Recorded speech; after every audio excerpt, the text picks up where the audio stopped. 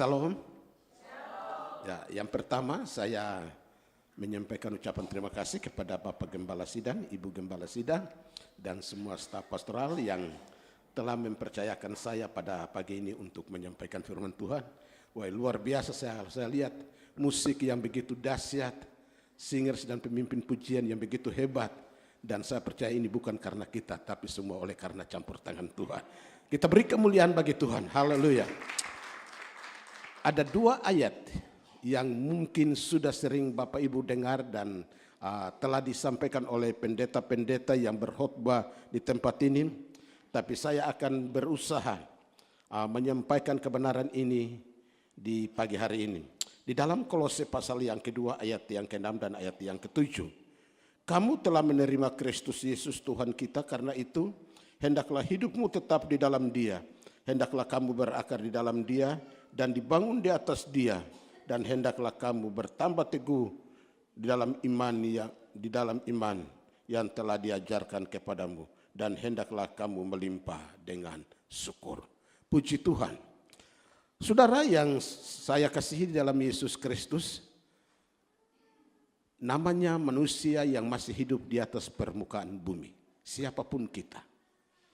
Saya sebagai hamba Tuhan, Bapak Gembala dan Ibu sebagai hamba Tuhan, dan bahkan jemaat yang ada.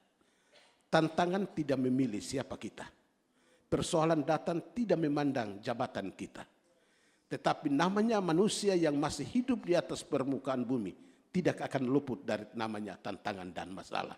Oleh karena itu, bagaimana cara dan sikap kita sebagai orang yang percaya kepada Tuhan untuk bisa dapat mengantisipasi persoalan ini, bagaimana cara dan sikap kita supaya kita bisa keluar daripada tantangan ini, bagaimana cara dan sikap kita supaya kita bisa menang daripada tantangan.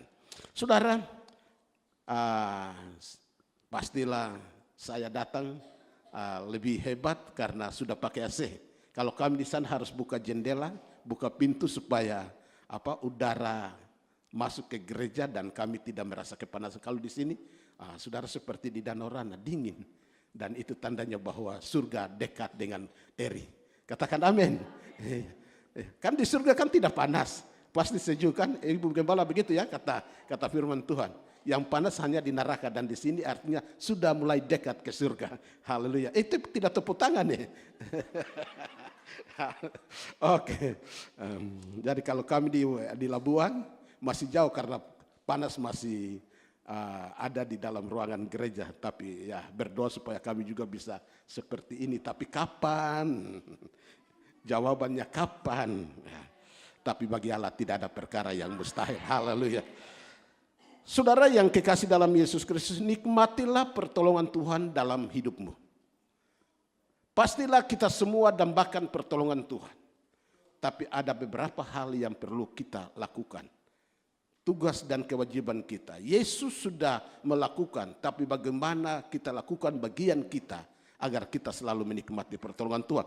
Di dalam pendahuluan saya tadi katakan bahwa semua manusia pasti mengalami namanya masalah. Semua manusia yang masih hidup di atas permukaan bumi ini pasti mendapat tantangan. Tetapi saya katakan bahwa tantangan bisa datang, persoalan bisa datang. Tetapi jangan kita lupa bahwa Tuhan tidak pernah tinggalkan anak-anak Tuhan.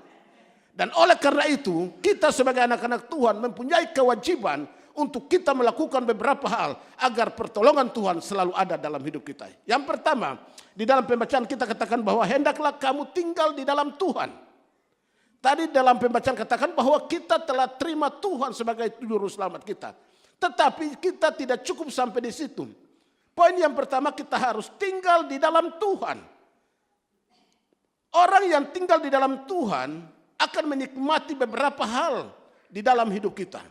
Kita baca di dalam Injil Yohanes pasal 15 ayat yang ke-7 dulu. Injil Yohanes pasal 15 ayat yang ke-7. Bisa tayangkan supaya saya bisa baca di sana? Oke. Jika kamu tinggal di dalam aku dan firmanku tinggal di dalam kamu, minta apa saja yang kamu kehendaki dan kamu akan menerima. Katakan amin. Mulai tunjuk kiri kanan ayat, tinggal di dalam Tuhan. Yo, mulai tunjuk. Iya. Sesungguhnya orang yang tinggal di dalam Tuhan, mereka tidak akan menyesal. Orang yang tinggal di dalam Tuhan, mereka tidak akan rugi, saudara. Sebab ada janji firman Tuhan bahwa orang yang tinggal di dalam Tuhan, apa saja yang ia minta di dalam nama Tuhan, akan diberikan oleh Tuhan kepada kehidupannya. Wih, betapa indahnya, betapa untungnya kita orang yang tinggal di dalam Tuhan. Suami bisa berbohong kepada istri, apalagi saya. Kan saya tidak bilang saudara. Iya kan? Namanya manusia. Siapa tidak, yang istri-istri, siapa tidak pernah berbohong kepada suami? Coba angkat tangan. Pasti kita semua berbohong. Iya, iya kan? Apalagi ibu berjanji kepada anak, kalau naik kelas juara beta beli ini. Waktu naik kelas dia bilang puji Tuhan. Tetapi saudara, perlu kita tahu Tuhan tidak pernah berbohong bagi kita. Kalau dia sudah berjanji bahwa pada waktu kita tinggal di dalam dia, dan firman-Ku telah tinggal di dalam kita, apa saja yang kamu minta di dalam nama Tuhan, maka kita akan memperoleh apa yang dijanjikan oleh Tuhan bagi kita. Itulah sebabnya saudara, jangan ragu-ragu untuk tinggal di dalam Tuhan. Sebab di dalam Roma pasal 12 katakan, persembahkanlah seluruh tubuhmu kepada Tuhan. Kita persembahkan seluruh tubuh kita kepada Dia, maka janji Tuhan akan menjadi nyata di atas setiap hidup kita. Kita tepuk tangan bagi Tuhan dulu. Haleluya. Saudara, kita perlu bangga memiliki Tuhan seperti itu. Sebab Dia tidak pernah ingkar janji. Firman-Nya tetap ya dan amin. Yuk kita baca lagi di dalam satu ayat. Bisa lagi? Dalam Injil Yohanes pasal yang sama. Ayat yang keempat. Tadi ayat 7, ini ayat yang keempat. Ya, kita baca sama-sama. 1, 2, 3.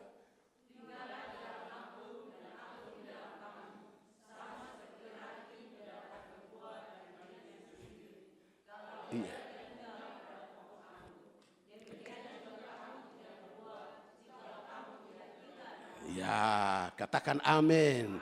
Oleh karena itu saudara, kita tidak perlu bangga dengan status kita. Kita tidak perlu bangga dengan titel kita. Kita tidak perlu bangga dengan apa yang Anda miliki saat ini, saudara. Kadang-kadang saudara, saya minta maaf. Ini Ibu Gembala nanti tersinggung, tapi ini betul. Kalau dibaca ini di sini kan orang bilang kalau emas itu biasa-biasa saja. Sebab emas Jawa banyak. Tapi yang saya maksudkan adalah emas yang kita pakai, ada ibu satu sekitar 10 gram, beta lihat dari belakang. Kalau dibaca itu dulu-dulu, kalau ketom pakai emas, ketom berjalan itu kancing begini, tapi mesti buka supaya berjalan orang lihat emas, saudara. Bangga. Dong pakai anting-anting itu yang kecil tidak cukup, mesti yang besar. Supaya berjalan goyang-goyang telinga sedikit, iya ada emas. Bangga. Tetapi firman Allah katakan itu bisa kita bangga, tetapi kita bangga lebih dari itu, kita memiliki Tuhan. Sebab kalau kita memiliki Tuhan, apa saja yang kita minta di dalam nama Tuhan, jangankan emas, oto pun bisa. Kalau beta hari ini oto bisa, yang oto tarik-tarik toh. Oto tarik-tarik. Haleluya. Tetapi sesungguhnya firman Tuhan katakan bagi Tuhan tidak ada perkara yang mustahil. Bagi manusia itu mustahil, tapi bagi Allah tidak ada perkara yang mustahil. Hari ini belum, besok belum, lusa tulah, dan selanjutnya mungkin Tuhan akan lakukan tepat pada waktunya. Haleluya. Itulah sebabnya jangan kita merasa minder kalau memiliki Tuhan. Kadang-kadang pengkhotbah kalau dari desa datang di kota, beta bisa kasih, beta bisa. Percaya, Tuhan pasti menolong kita. Haleluya. Sebab Tuhan tidak memandang siapa kita, tapi Tuhan sangat menghargai kalau kita tinggal di dalam Tuhan. Bapak Gembala biasa khotbah berapa lama? Biasa Bapak Gembala kalau khotbah di saya ya tanya, jadi saya balas lagi. Bapak Gembala biasa khotbah berapa jam, bisa kasih waktu beta berapa menit. Kadang-kadang beta bilang terserah saja. Jangan sampai beta khotbah terlalu lama lalu pulang sober sungut lah. Ibu Gembala ini kalau dari dari keturunan biasa mereka panggil beta kakak. Tapi sekarang beta berdiri di beta depan pimpinan saya. Ibu bendahara, ketua daerah, bendahara daerah. Kalau usia saya lebih tua, tapi ya pimpinan tetap pimpinan. Haleluya. Tinggallah di dalam Dia. Orang yang tinggal di dalam Tuhan, maka dia selalu berhasil. Saya tadi sudah katakan, jabatan apapun yang kita miliki, tapi namanya kita hidup di luar Tuhan, kita tidak bisa memiliki apa-apa, saudara. Mungkin saat ini Anda memiliki uang, Tapi kalau tidak ada damai, sama saja dengan bohong, saudara. Mungkin Anda tidak memiliki uang seperti yang banyak seperti orang luar. Tapi kalau ada damai di hati, weh, senang. Seng marah suami, seng marah istri, seng kasih salah anak. Ini ketong uang pas-pas baru makan pumbanya saja. Beta pun anak 5, saudara. 3 orang makan sedikit sama dengan bapak. Tapi beta pun istri makan sebanyak. Jangan bilang cuma bapak lah, nanti anak-anak yang 2 ini makan kayak tidak. Tapi beta pun anak 2, pasti 1 dong kenal. Karena pernah masuk ibadah di sini. Nanda.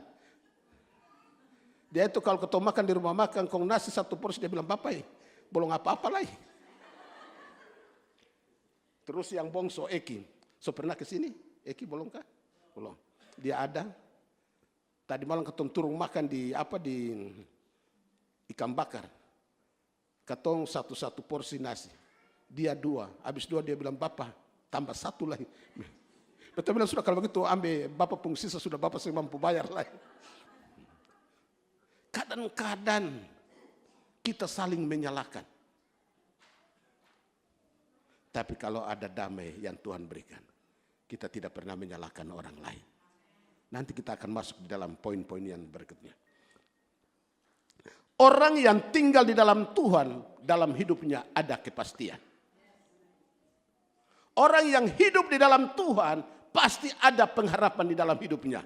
Karena apa? Roma 5 ayat yang kelima, pengharapan orang percaya tidak dapat mengecewakan oleh karena kasih Allah telah dicurahkan kepada mereka yang mengasihi Tuhan. Orang yang mengasihi Tuhan, Tuhan tidak pernah mengecewakan. Kita bisa mengecewakan suami, kita bisa mengecewakan Tuhan, tapi Tuhan tidak pernah mengecewakan kita. Kalau saudara dapat kecewa, bukan Tuhan yang mengecewakan, Anda sendiri yang mengecewakan diri. Itulah sebabnya doa Bapa kami bilang, janganlah bawa kami ke dalam pencobaan, tapi kita yang sendiri bawa diri kita kepada pencobaan. Akhirnya kita kecewa dan tidak ada pengharapan. Tapi di dalam Tuhan pasti ada pengharapan. Haleluya. Oke, yang kedua lagi, jangan sampai terlalu lama lagi nanti. Tepuk tangan lebih suak lagi. Kamu telah menerima Kristus, Tuhan kita, karena itu hendaklah hidupmu tetap di dalam Dia. Yang kedua, hendaklah kamu berakar di dalam Dia. Nah, kata berakar ini kita pasti lihat kepada sebuah pohon. Sebuah pohon kalau akarnya bagus, walaupun pohon itu diterpa oleh badai angin yang kuat, pohon itu tidak akan roboh karena akarnya kuat. Demikian pun kehidupan kita. Tadi saya katakan dalam pendahuluan kita bahwa kita ini pasti menghadapi banyak tantangan. Karena kita dipilih oleh Allah dan kita diutus oleh Allah untuk hidup di tengah-tengah persoalan. Tetapi bagaimana supaya pohon itu tidak rubuh? Pohon itu tidak gampang tumbang kalau akarnya bagus. Kita baca di dalam Mazmur pasal yang ke-1 ayat 3 dulu. Supaya kita lebih jelas tentang sebuah pohon. Mazmur pasal 1 ayat yang ketiga. Ya, kita baca sama-sama. 1, 2, 3.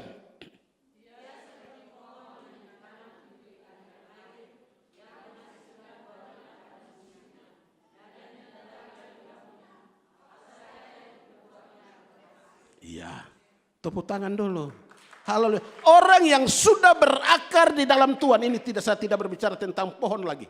Orang yang sudah berakar di dalam Tuhan, musim panas kah, penyakit kah, musim apa saja yang datang kepada kita, daun itu tidak akan layu. Artinya iman kita tidak akan loyo, saudara. Kadang-kadang kan saudara di jemaat ini pimpin bagus, saya tidak singgung yang tadi ya. Tapi di mana-mana saudara. Oh, pimpinnya hebat. Tapi waktu pendeta bilang, saya pakai baju salah. Minggu depan tinggal sudah, kalau begitu orang lain yang pimpin. Iya. Ada salah satu jemaat saya, dia suka memberi saudara. Ini saya tidak bilang di sini ya. Ini di jemaat yang Tuhan percayakan. Oh, dia kalau pergi bawa perpuluhan, ini amplop saudara. Dia tidak pegang begini. Dia pegang di ujung. Supaya orang tahu, orang lihat bahwa dia bawa uang. Lalu satu ketika beta tegur, karena ini perempuan di sini, ibu-ibu banyak ini. Ibu, bisa bawa perpuluhan pakai 2 tangan ke sana berjalan begini. Dia bilang, kenapa? Tidak cukup orang tidak lihat kalau begini. 1 bulan, 2 bulan dia tidak bawa perpuluhan lain, marah. Saudara, musim apapun daun tidak akan lain. Orang yang sudah kuat di dalam Tuhan, persoalan datang, tantangan datang, pendeta tegur, pendeta bilang dia tidak akan goyah sebab dia sudah kuat di dalam Tuhan. Amin, saudara. Kadang-kadang saudara ini terjadi di mana-mana. Saya tidak bilang di Eri, saudara. Ini di mana-mana, di sini tidak, di sana saja, di situ saja. Mudah tersinggung. Orang mudah tersinggung berarti mereka belum kuat di dalam Tuhan. Mereka belum berakar di dalam Tuhan. Orang yang berakar di dalam Tuhan, tantangan bisa datang, saudara. Persoalan bisa datang, pergumulan bisa datang. Tetapi mereka tetap cinta akan Tuhan. Haleluya, sebab mereka sudah kuat di dalam Tuhan. Itulah sebabnya kalau pohon tidak rubuh walaupun badai datang, karena akarnya sudah merambah. Akarnya merambah ke air, artinya bahwa hidup mereka selalu bergaul dengan Roh Kudus. Dan kalau Roh Kudus ada dalam hidupnya, pasti dia tidak akan mudah tersinggung. Katakan, saya tidak mudah tersinggung. Oke. Tunjuk kiri kanan, jangan kau mudah tersinggung ya. Ya. Oke. Haleluya. Atau ada mudah tersinggung? Oh banyak. Sendiri yang jauh, bukan saya. Saya tidak tahu. Sebab firman Allah katakan tidak boleh saya menghakimi. Kalau Anda bilang itu karena Anda sendiri yang sadar. Puji Tuhan. Tepuk tangan bagi Tuhan. Haleluya. Haleluya. Ini tepuk tangan kurang semangat ini. Yang ketiga. Coba kita baca ayat sama-sama. Di dalam Kolose pasal 2 ayat 6 dan ayat yang ke-7. Bisa tayangkan dulu. Oke, terus naik. Oke, yang ketiga. Hendaklah 1, 2, 3. Hendaklah kamu bertambah teguh di dalam iman yang telah diajarkan kepadamu. Oke. Hendaklah kamu bertambah teguh di dalam iman yang telah diajarkan. Bagaimana iman kita teguh, saudara? Siapa di sini memiliki HP? Jujur saja, beta punya ada ini yang biar saya bagus. Ibu pendeta, ibu gembala punya bagus, beta malu. Kastur. Orang desa dengan orang kota kan beda. Kalau orang desa itu yang penting terima halo. Halo sayang. Jangan, iya kan?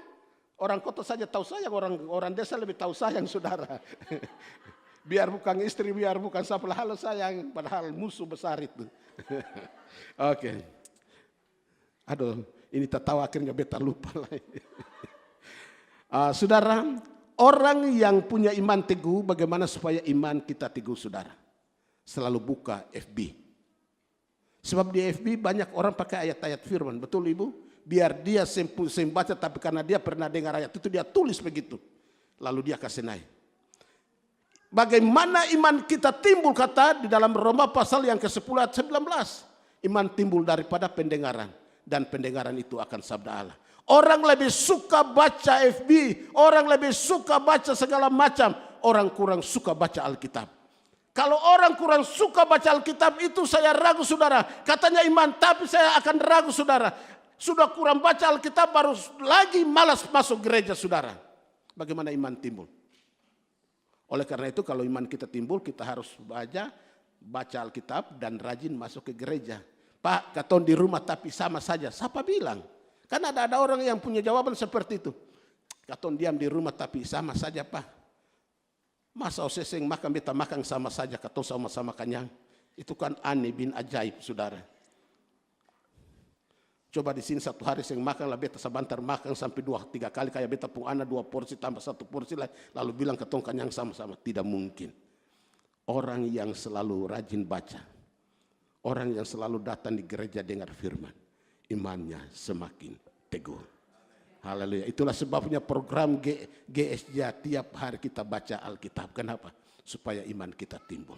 Orang yang selalu baca firman Tuhan, pada waktu mereka susah, firman Tuhan yang akan memberikan penghiburan dalam hidupnya. Pada waktu mereka tidak ada jalan keluar, baca firman Tuhan. Di dalam firman ada jalan keluar, saudara. Pada waktu Anda sakit, baca dalam firman Tuhan. Firman Allah berkata bahwa oleh bilur-bilur Yesus kita akan disembuhkan, maka kita akan mendapat kesembuhan. Itulah sebabnya jangan lalai kita renungkan firman Tuhan itu siang dan malam. Sebab orang yang renungkan firman Tuhan siang dan malam, maka ada faedah, ada keuntungan yang akan terjadi di dalam hidup kita.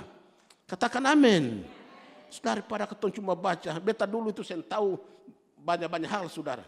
Akhirnya beta pun anak-anak ajar, papa kalau main FB seperti ini, main begini. Beta bilang, beta ini pun anak-anak lebih pintar ya.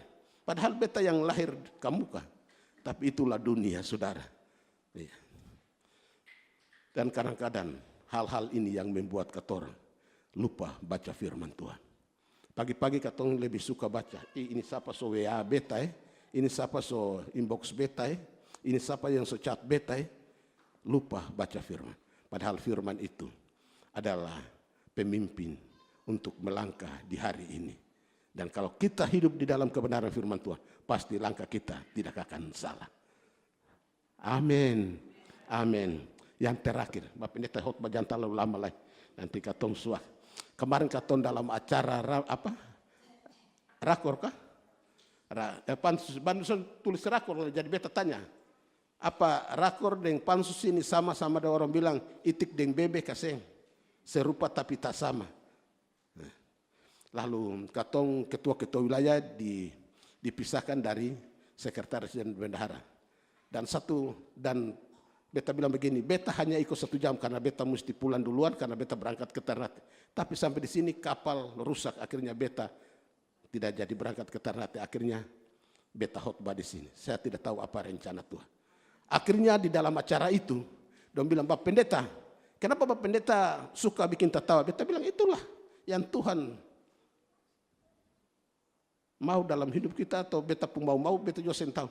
Akhirnya Pak Ketua Daerah bilang, kalau begitu majulah bikin mob. Beta maju dengan apa?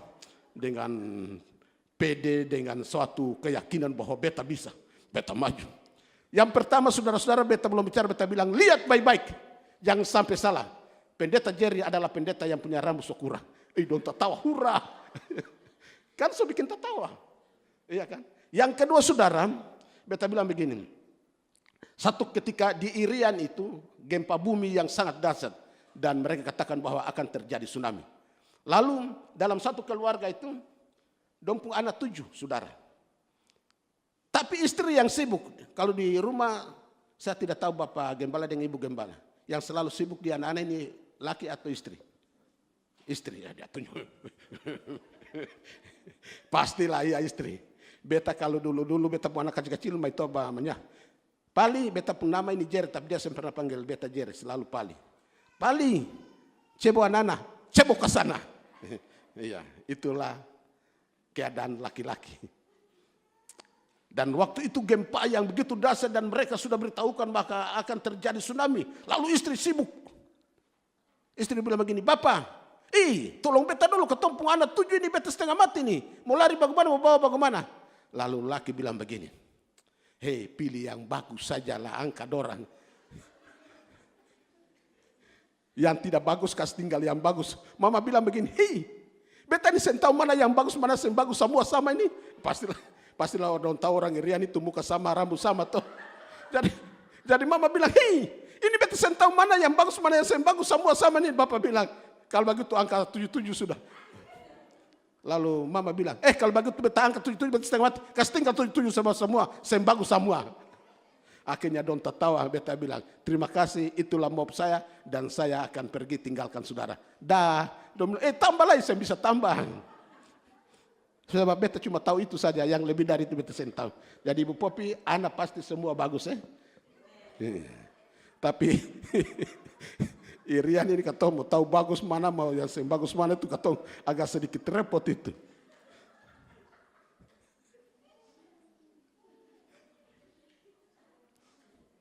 Yang terakhir, bagus dan tidak bagus. Yang terakhir bilang, hendaklah kamu mengucap syukur di dalam segala hal. Tuhan akan melakukan perkara-perkara yang dahsyat, tapi terkadang kita salah menilai, saudara. Tuhan tidak pernah merencanakan untuk mengecewakan kita. Tapi terkadang kita salah menafsir, saudara. Lalu dalam tafsiran kita menyalahkan orang lain, menyalahkan suami, menyalahkan. Lebih dari itu kita menyalahkan Tuhan. Tapi firman Allah katakan bahwa kita hendak mengucap syukur di dalam segala hal. Sebab orang yang mengucap syukur itu artinya mereka melakukan rencana dan kehendak Tuhan dalam hidupnya. Kenapa bangsa Israel tidak sampai tanah Kanaan? Oleh karena mereka selalu bersungut dan menyalahkan Tuhan dan menyalahkan Musa. Itulah sebabnya di dalam segala hal kita hendak mengucap syukur. Pada waktu kita mengucap syukur, kita mengundang hadirat Allah. Pada waktu kita mengucap syukur, kita mendatangkan berkat Allah turun dalam hidup kita. Orang yang bersungut itu artinya membatasi berkat Allah datang kepada kita. Oleh karena itu, di dalam situasi dan kondisi apapun, hendaklah kita mengucap syukur. Sebab dengan mengucap syukur, pastilah kita orang yang diberkati. Tuhan memberkati kita semua.